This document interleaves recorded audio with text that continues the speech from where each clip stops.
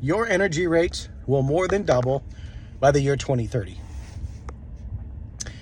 Once again, your energy rates will more than double by the year 2030. This is not theory or speculation. This is fact.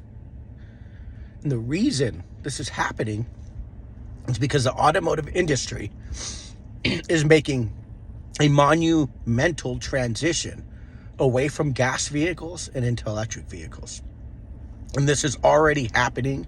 It's already agreed upon. This is going on as you watch this video. Ford, GM, Honda, Toyota, BMW, Mercedes, you name it, they are transitioning away. Now, the average household in the United States uses about 10,000 kilowatt hours of energy a year right now. So, not charging electric vehicles, just refrigerator, air conditioning, TV, Wi-Fi, all the average stuff. The average home is using 10,000 kilowatt hours of energy per year. That's what you're buying. Now, you're already seeing a 3 to 4% annual increase on that alone year after year. So in 5 years, without any changes in the industry, you'd already be paying, 10, 15, 20% more potentially depending on your market. Now, there's going to be a huge, massive spike in demand for electricity. And what dictates market value?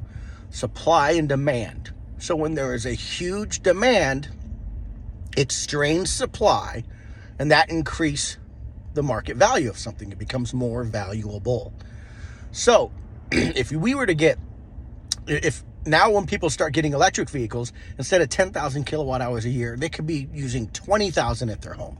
They could be using 25,000 at their home because we're charging vehicles at their house. They don't charge it at their house. They're going to pay a premium to charge it in a charging station. So this spike in energy usage is going to increase what utility providers charge for energy. There's no way around it. There's going to be a huge spike in demand. So we're going to pay more per kilowatt hour, and you're going to be buying more kilowatt hours per year. The energy bills you see today are going to look completely different in 5 years, astronomically different. Now, if you're wondering why would we make such a change if it's going to put such a burden of cost on the American consumer, it's because the electric vehicles solve two major problems. The first problem they solve is they help us combat climate change. Climate change is a real issue, and that's not even about cost. That's about a sustainable living environment. That is one thing that electric vehicles help solve, and it's a major thing. And the other thing is they help us eliminate our reliance on foreign oil. We depend on foreign oil, and they dictate the prices. That's why when prices go up to $5, $6, $7 a gallon, we pay it. When they say prices is high, we pay it. We complain, but we pay it. But our reliance on foreign oil puts us in a very difficult position. They're in a position of leverage, and we're between a rock and a hard place. And if we don't get off of that, they can continue to increase our rates, and that's a huge cost burden. Imagine paying $10 or $15 a gallon for gas. I mean, that would put a lot of people in a very, very difficult position.